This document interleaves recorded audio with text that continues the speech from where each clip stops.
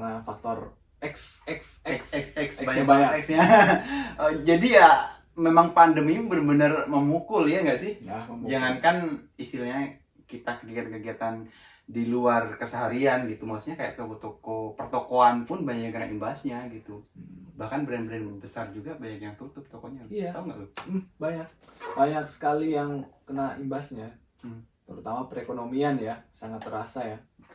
Terutama kayak kabar-kabar kita di kampung gitu kan, kayak Apalagi banyak yang gagal panen ya nggak sih? Kasian nggak sih sama petani Indonesia? ya, kasihan lah Gagal ya, dari panen. segi ekonominya kasihan gitu. Ya.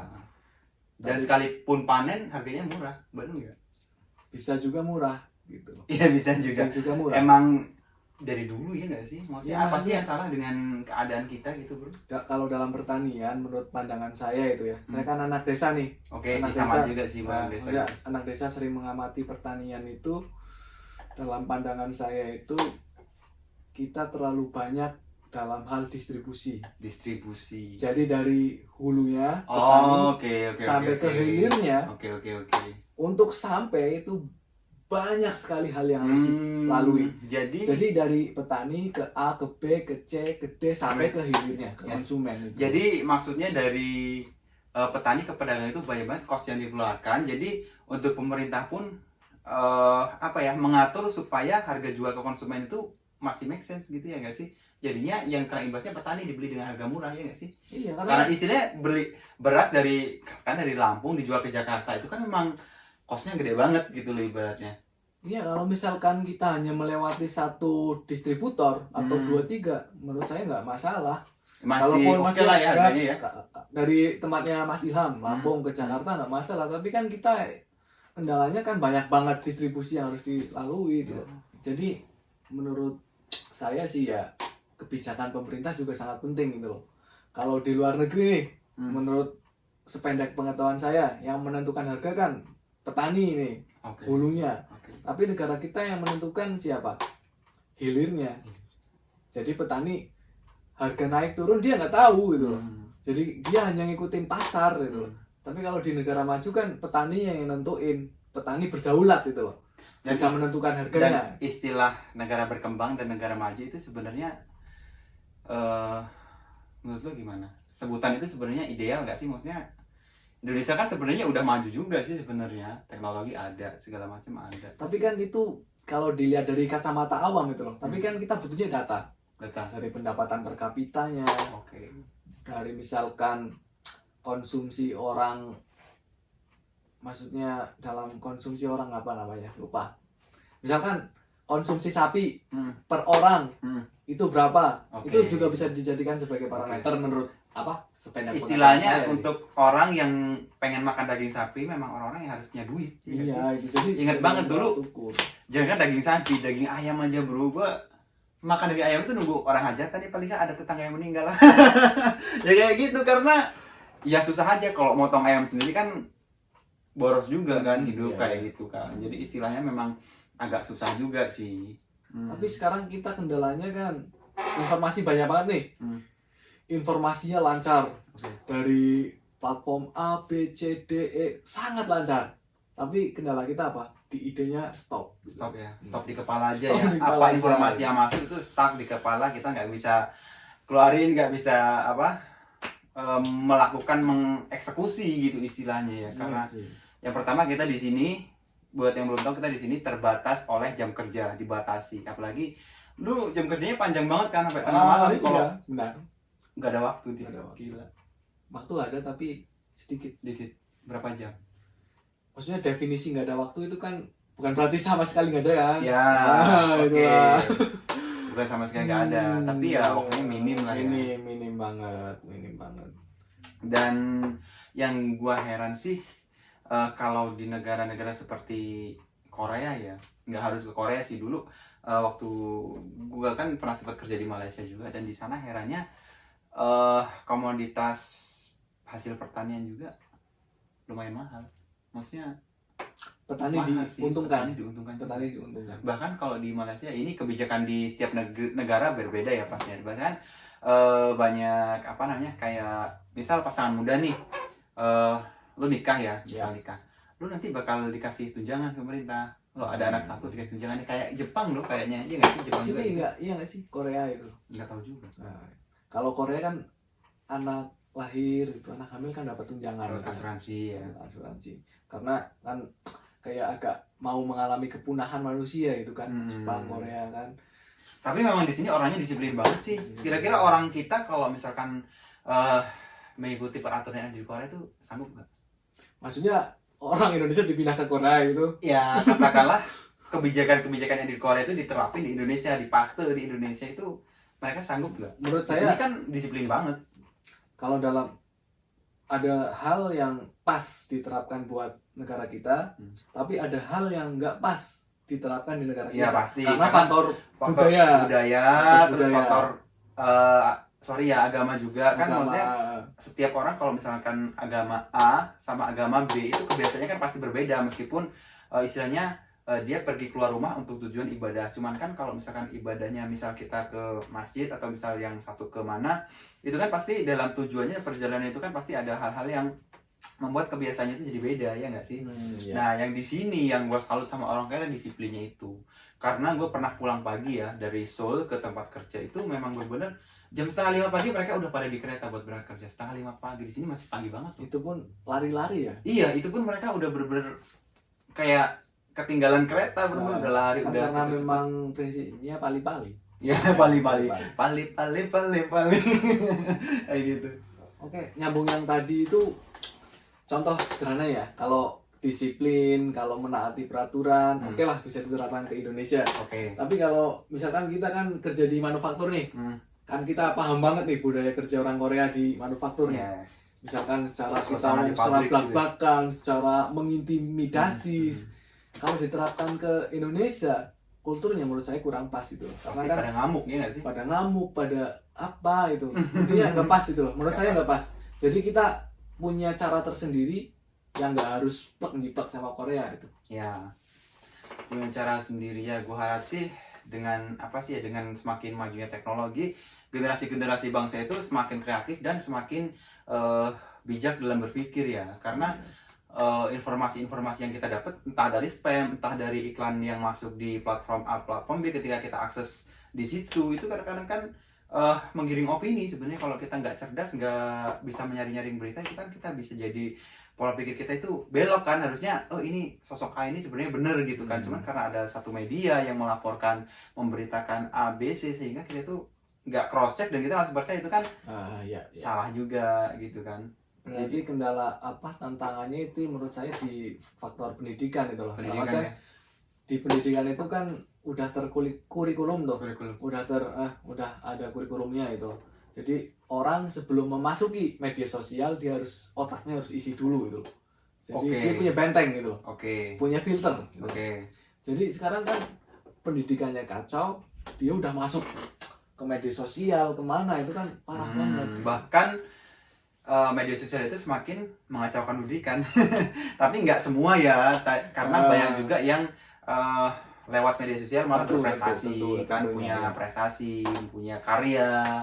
Baik juga ya, pada intinya apapun yang kita jalani, apapun yang kita kerjakan, mau di dunia online, di dunia offline, itu tergantung kita ya nggak sih? Iya, Kita bisa mengcover diri kita apa enggak? Ya, bedanya kalau di offline kan aksesnya terbatas tuh. Oke. Kalau di online kan kita Luas ya. luas banget gitu loh. Makanya ini sebenarnya tantangan juga peluang gitu. Peluang Indonesia untuk dikenal dunia gitu loh. Tapi kendalanya kita mau dikenal apa gitu loh. Dikenal sebagai apa gitu ya? Sebagai apa, bangsa apa itu. Identitas yang seperti apa gitu. Sekarang kita mayoritas di YouTube. Kontennya apa? Masalah hiburan.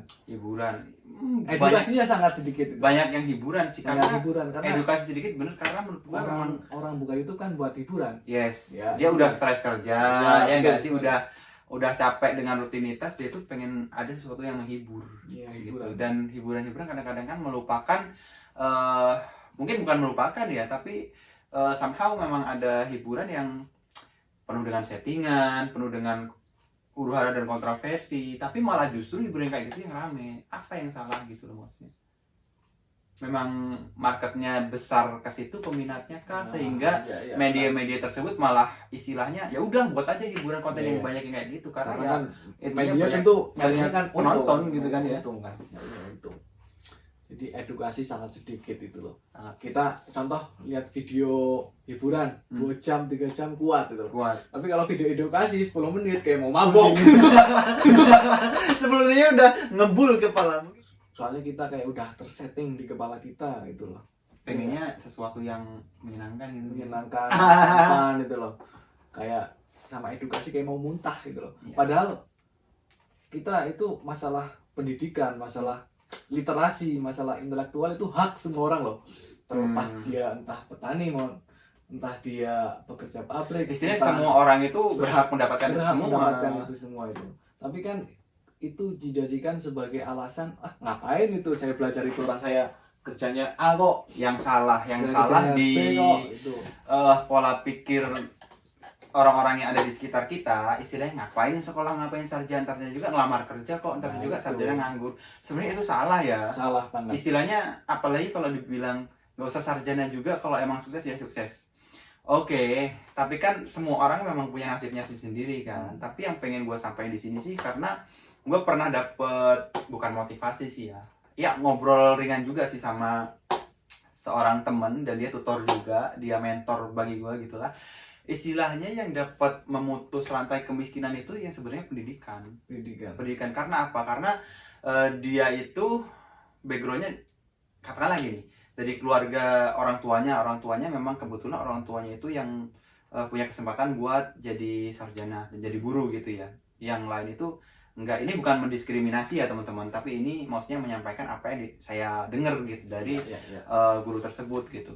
Nah, memang pasti bapaknya ketika dia kerja di sekolah atau kerja di kantoran, dia punya circle yang beda dong sama saudaranya yang misalnya katakanlah nggak kerja di situ, punya komunitas yang berbeda juga, pergaulan yang berbeda juga, alhasil pola pikirnya juga berbeda, dan itu turun-temurun sampai anaknya. Akhirnya anaknya pun sekarang S2 di luar negeri gitu loh. Maksudnya dari situ kehidupan ekonomi dia sendiri loh yang bilang, bukan gua ya, dia sendiri yang bilang kalau kehidupannya baiklah dengan pendidikan karena itu circle-nya kebangun gitu.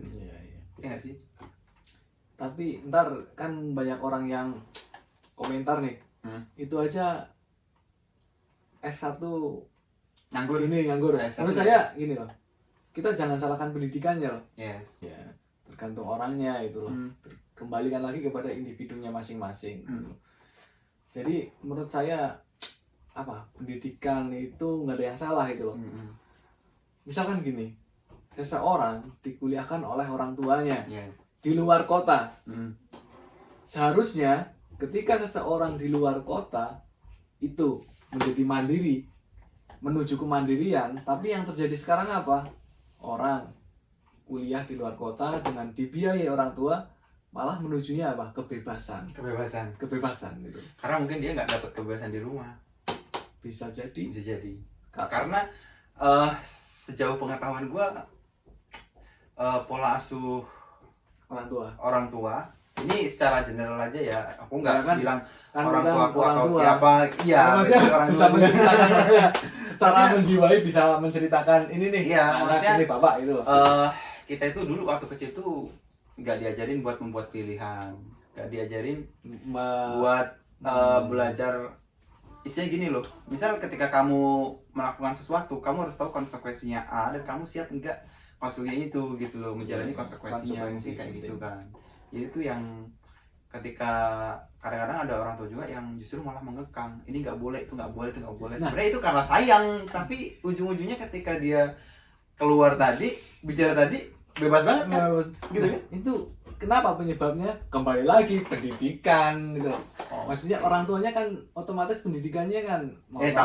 Tapi gimana? Ada lagi sih bro, maksudnya justru malah anaknya yang berpendidikan itu karena mungkin dia sentuhan kasih sayangnya kurang, pendidikannya tinggi tapi kelakuannya nggak benar-benar juga gitu maksudnya.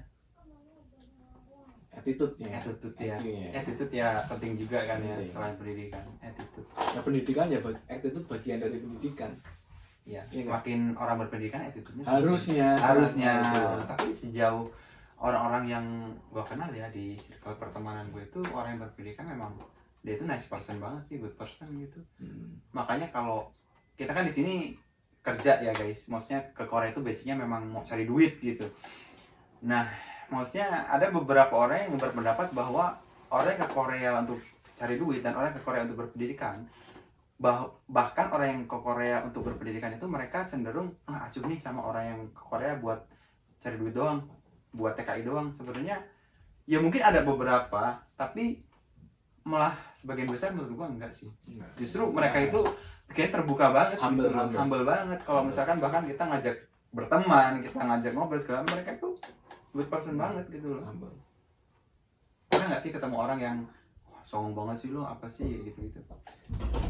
Aku nggak bisa nilai langsung gitu. Nggak mungkin variabelnya banyak tuh. Mungkin orang itu nggak denger, mungkin itu orang pikirannya lagi banyak, mungkin itu lagi ngobrol sama si A. Jadi saya untuk menjustifikasi orang ini nggak bisa. Butuh waktu yang lama gitu, menurut saya. Lo tipe orang pemikir nggak sih? Bisa dikatakan, saya nggak mau mengatakan saya iya. But? Karena saya nggak mau dikatakan ya. Oke, tapi saya menyukai dunia seperti itu sih. Dalam artian kita kan harus memanfaatkan apa yang diberikan oleh pencipta dengan cara maksimal. Ya, karena manusia itu diberikan kelebihan dan kekurangan masing-masing kan. Makanya jangan insecure buat teman-teman juga.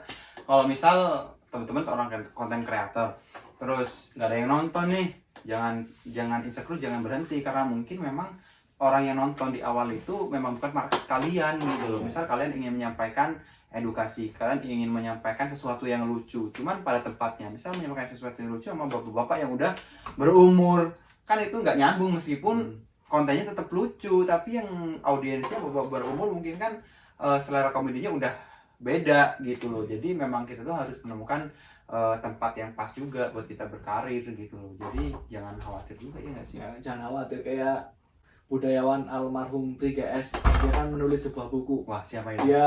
Dia upload di Instagram. Okay. Wah, yaudah kalau nggak ada yang beli, saya baca sendiri gitu.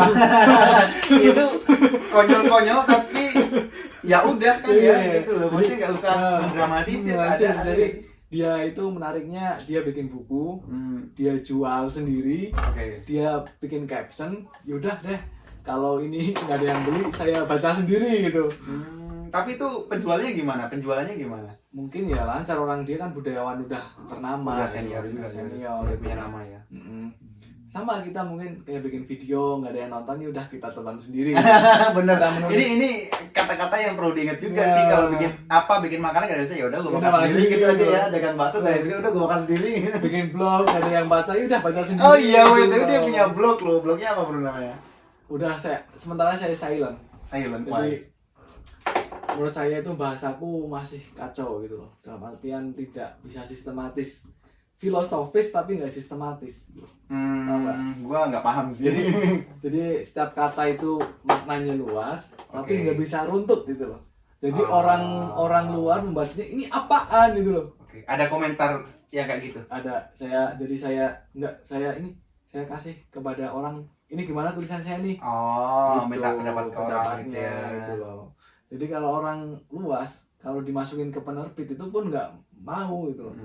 Ini apa itu loh. Istilahnya kalau sebuah film itu jalan ceritanya masih rancu ya, beloknya terlalu banyak gitu ya. Banyak, tapi kalau secara makna menurut saya sih adalah, maksudnya nggak mentahan ini tulisan ngarang gitu loh. Tetap ada filosofis yang mendalam. Tapi itu secara garis besar blognya tentang apa? Macem-macem. Politika, tentang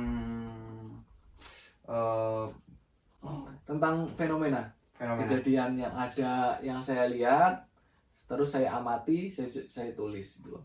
Jadi kan banyak sekali fenomena di lingkungan kita nih. Misalkan orang, Mas Ilham pakai baju coklat, terus temannya pakai baju coklat, terus Mas Ilham, kok kembar sih?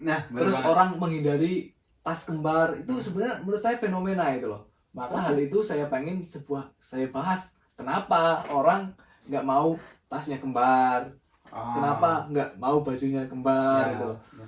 itu menurut saya sebuah kejadian yang sangat menarik diulas gitu loh. Gitu ya. Kalau orang lain kan mungkin Ya udahlah, biasa kalau itu. emang nggak mau ada yang kemarin, gak usah dipakai gitu, gak usah dibahas Itu menurut juga. saya itu kan hal yang perlu diulas itu dalam Gitu ya. kalau dalam filsafat itu namanya metafisika itu loh. Wow.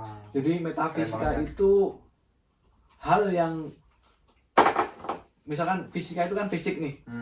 Ada Mas Ilham, ada saya, ada TV, ada lampu, itu kan fisik. Tapi kalau metafisika itu melampaui fisika. Wow. Kenapa ada? Ini kalau gua terus terang ya guys, nggak nyampe, cuman mungkin dari kalian tuh ada yang sefrekuensi gitu ya.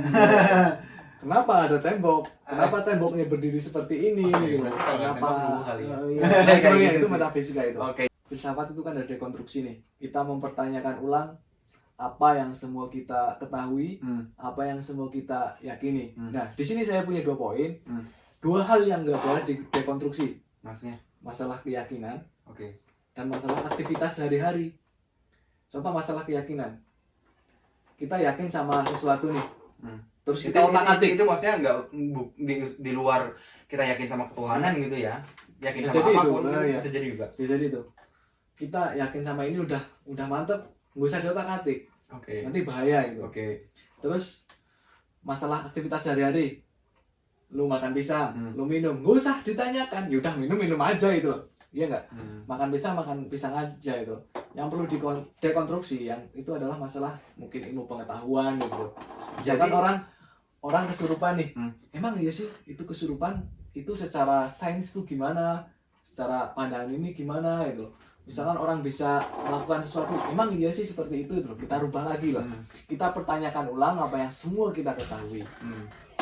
Jadi semua itu bisa direkonstruksi kecuali 2 hal tadi ya, Nah, keyakinan menurut sama saya. rutinitas. Menurut Menurut kamu sendiri? Menurut saya pribadi ya. Oke. Gue justru bersyukur ya punya teman yang pola pikirnya berbeda, punya teman yang cara pandangnya berbeda, punya teman yang humoris, punya teman yang pendiam, karena setiap orang itu punya sisi masing-masing. Gue malah justru bisa menyesuaikan diri ke A, B, C itu sesuatu yang amazing banget gitu loh. Maksudnya kayak kalau gue bisa berteman ke semua teman yang punya karakter berbeda itu berarti gue patut mengapresiasi diri gue sendiri gitu loh kadang-kadang. Iya. Iya gak sih? Tapi lu merasa bangga sih kalau misalkan di sekelilingmu itu ada orang-orang yang menurut kamu Iyalah bro, hebat kayak itu loh. iyalah kayak gue itu ngerasa apa sih? Ya pasti bersyukur lah, pasti kan maksudnya apa yang kita jalani sekarang itu nggak mungkin terjadi kalau nggak ada ridho Allah Subhanahu Wa Taala kan ya, ada orang tua juga pastinya. Maksudnya gue beruntung lah punya teman-teman, punya circle yang sangat positif kalau menurut gue. Karena dulu ya sebelum ya 3 tahun ke belakang lah masih pergaulannya masih amburadul lah, masih nggak jelas kayak gitu-gitu. Dan sekarang alhamdulillah dapat teman-teman yang menurut gua positif. Iya, Jadi maksudnya gua kan bersyukur. kalau teman-teman positif tentu energi positif itu Iya, keluar ke kita, iya. vibrasi itu. Iya benar. Energi kan bisa dibangun gitu. Dan cara kita buat ngebangun energi ya kita tuh harus mencari sebenarnya, nggak Pasif. datang sendiri, Nggak pasif, nggak ya. pasif gitu tuh jemput bola bro. Iya, Misal jemput bola. lo pengen jadi orang baik, ya lo nggak bisa diem aja nunggu ada hidayah. No. Nunggu orang baik datang. Iya no, lo Iya. juga harus gerak, maksudnya Move. lo pengen jadi orang baik, lo pengen baik dalam hal apa ya, cari komunitas minimal lah. Mulai dulu dari komunitas yang lo pengen itu. Misal lo pengen jadi orang yang nggak terlalu insecure, nggak terlalu berpikir buruk tentang orang ya, lo kira cari orang-orang yang punya pola pikir yang sama, lo bisa berteman sama dia, dari situ mulai terbiasa ya nggak sih? Iya. Terbiasa Kita harus bergaul dengan orang seperti itu. Kendala kita nih orang Indonesia nih mudah sekali untuk menjustifikasi sesuatu tuh. Yes, Jadi, setuju. Kenapa negara kita nggak maju? Itu pendapat pribadi dijadikan sebagai kebenaran absolut. Oh, Iya nah, jadi gua tepuk tangan sih. Tolong dijelasin nggak ngerti.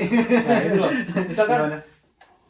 kebenaran pribadi nih, misalkan orang banyak nanya, kita berpendapat, ih apa sih itu? Bego banget sih, Banyak nanya mulu nanya. Itu kan kebenaran pribadi. Oke. Pendapat pribadi. Pendapat Terus pribadi. dia dijadikan sebagai kebenaran absolut bahwa orang yang terlalu banyak nanya itu nggak baik. Paham nggak? Jadi intinya dia tuh mengambil kesimpulan sendiri berdasarkan apa yang Apa dia yang lihat. ada. Wow. Dan kalau menurut lu itu terlalu membuang-buang waktu dengan mengurusi hidup orang lain. Iya nggak sih? Orang maksudnya kita kan sekarang lagi tinggal di Korea nih. Iya. Kayaknya orang di Korea itu memang dia tuh cuek banget gitu loh. Maksudnya dengan urusan orang lain cuek banget. Nah, berawal dari situ mungkin orang-orang itu fokus sama dirinya sendiri dan negaranya maju gitu nggak sih menurut pendapat lo? Menurut saya ada plus minusnya ya. Ketika kita nggak mengurusi orang lain, tentu efeknya adalah Kita bisa egois. Maksudnya egois, gitu, egois. buat dirinya sendiri gitu. budaya egois itu loh. Oke.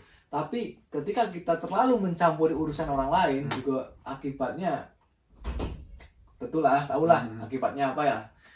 Jadi kita, menurut saya yang paling baik adalah ambil tengahnya itu loh. Kita tetap mencampuri urusan orang lain tapi secara objektif.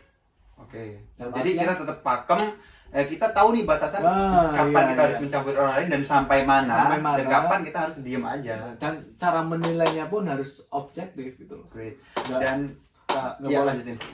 si A langsung kita judge gini, si B kita judge gini. Kan padahal orang melakukan A, orang bisa B, kan variabelnya banyak banget Ya. gitu. Dan yang paling beda kan memang kita nggak bisa mengcompare sih kan antara Korea Indonesia gitu ya, karena perbedaan culture dan perbedaan kebiasaan mereka juga pasti mempengaruhi gitu kan. Karena menarik, gue pernah ngeliat satu video, dan video itu katanya nggak katanya sih, di video itu ada orang asing itu yang jatuh karena dia kalau nggak salah habis turun dari bis, terus nggak tahu dia lagi sakit atau gimana, jatuh pingsan gitu. Tapi orang-orang yang ada di dalam bis itu ya udah gitu aja, tinggalin aja karena gitulah. Mungkin dampak negatifnya seperti Nah, itu. dampak negatifnya, tapi kalau yang belum tahu mungkin ya, kan di sini kan orang-orangnya itu takut misal orang ini punya penyakit yang menular lah, takut punya penyakit menular, atau memang kalau dia nolong malah dia katakanlah kenapa-napa, orang ini malah jadi tersangka, kan bisa aja kayak gitu. Makanya mereka juga kan mungkin ada hal-hal pertimbangan kayak gitu ya, yang dia malah telepon darurat, Iya, kayak gitu. benar. Malah kayak gitu di sini. Karena Nggak, kalau tempat kita kan langsung, oh ini kenapa, langsung dirubung-rubung iya, gitu iya. kan, beda banget kan. Karena Korea itu kan sangat bergantung pada sistem. Kalau Oke. negara kita sangat bergantung pada keadaan sosial. Keadaan sosial. Jadi misalkan ada suatu kecelakaan nih, kita kadang bergantungnya kepada sosial. Tapi kalau sini pasti langsung ke sistem gitu. Sistem. Pemerintahnya juga melayani dan responnya juga cepat, kan seperti ini. Ini obrolan udah panjang banget kayaknya, ngalor ngidul Ya ya. mungkin kalau diteruskan ya masih Banyak sih, banyak karena lagi, memang gitu. memang basically kita itu sama-sama senang ngobrol, sama-sama senang sharing. Makanya kadang-kadang kalau gue juga, bro ayo sharing yuk gitu. Kalau gue lagi pengen ngobrol ya udah gitu, kalau ngobrol yang sama ya udah yuk bro sharing gitu. Kadang-kadang ya saling bertukar pikiran, ya enjoy aja gitu, senang. Makanya kadang-kadang ngobrol lama. Dulu pernah kita ngobrol sampai jam 2:30 Di atas. di atas. Di atap. Oh, di atap itu start dari jam 11:30 lah. Iya. Seru ya, karena udah lama gak ketemu, ada yang diobrolin, ya udah gitu lah. Sebagai pekerja migran di sini nih, kita kan nyumbang aset juga ke Indonesia. Buat generasi muda terutama yang ada di Korea juga, menurut lu saran lu apa? Satu saran saya, Okay. satu doang ya. Tapi apa ini saran untuk anak muda? Saya kan masih muda nih. Oke, Saya gua udah tua ya, gua udah tua ya. Di bawah usia saya ya, masih sekolah lah, masih SMA ya. Cuma satu pesan saya, Oh itu, isi otaknya isi otak. dengan hal-hal yang baik. Wow, oke ya. Jadi jangan terkontaminasi banget ya sama Dan juga jangan dunia sampai kosong. dunia milenial. Ya. Jadi Bener-bener kalau kosong kita itu maksudnya banyakin belajar hal-hal yang positif, kita banyakin referensi, dan banyakin baca buku. iya benar, baca buku. Karena kan negara kita sangat rendah itu minat untuk membaca buku. Berapa persen? Lupa, intinya urutan 2 terbawah atau berapa itu? Serius? Di dunia. Wow. Kalau negara maju apa? Senang banget baca buku. Iya sih, di Korea waktu itu pernah, ya gue pergi ke Kyobo ya. Kalau Kyobo itu kalau belum tahu itu semacam Gramedianya Korea gitu ya. Jadi ada buku, ada aksesoris segala macam gitu, banyak juga. Banyak banget mereka yang bawa buku sampai segini, dan komik dan novel. Nggak tahu bukunya, maksudnya komik up novel ya. Mungkin Cuman hanya gambaran gitu lah. cuman kan gambarnya mungkin ya buku lah intinya, mungkin entah komik entah apa gitu. Banyak banget tuh anak-anak muda padahal yang istilahnya mungkin kalau tempat kita tuh hangout segala macem, di sini mereka pada menghabiskan waktu di situ. Gua ke Gramedia waktu cuti, sepi. Iya, miris. Sepi, miris. Kayak buku-buku juga raknya itu banyak yang kosong. Maksudnya ya mudah-mudahan lah semakin baik ya generasi muda Ya, kita, mudah-mudahan baik. itu aja harapannya. Karena kalau kita nggak mulai dari diri kita, mau dari siapa lagi gitu. Kalau kita nggak mulai sekarang ya kapan lagi gitu ya nggak sih? Terus ini kita ngomong panjang lebar bukan berarti kita lebih baik nih ya. Benar. Bukan berarti kita merasa paling baik gitu loh. Tapi seenggaknya kita ada usaha lah saling mengingatkan. Mungkin yang menonton ini kurang setuju atau apa boleh lah. Boleh masukan, boleh komen Boleh. dan lain sebagainya. Karena kita juga maksudnya pengen berbuat sesuatu gitu aja. Maksudnya pengen pengen ngebuat konten yang ada nilai edukasinya. Creating something. Ya, yang apa namanya, yang ya punya sedikit value lah walaupun nggak banyak, karena pengetahuan kita juga kan masih minim juga ya bro. Kalau dia udah pinter sih gua Enggak, percaya. Jadi masih sangat gitu. terasa. Asik. Jadi gitu isinya, kita juga masih belajar, maksudnya kita belajar Sama-sama bareng-bareng belajar. buat Sama belajar. memperbaiki negara kita, karena capek lah kerja di luar negeri itu sebenarnya. Mudah-mudahan generasi kita selanjutnya jangan sampai ada yang luar negeri. Iya, kalau bisa mandiri di negeri Mandiri. sendiri. Kalau Alah, lo ngomong doang udah pernah keluar negeri bisa ngomong gitu gitu kan ya. Iya.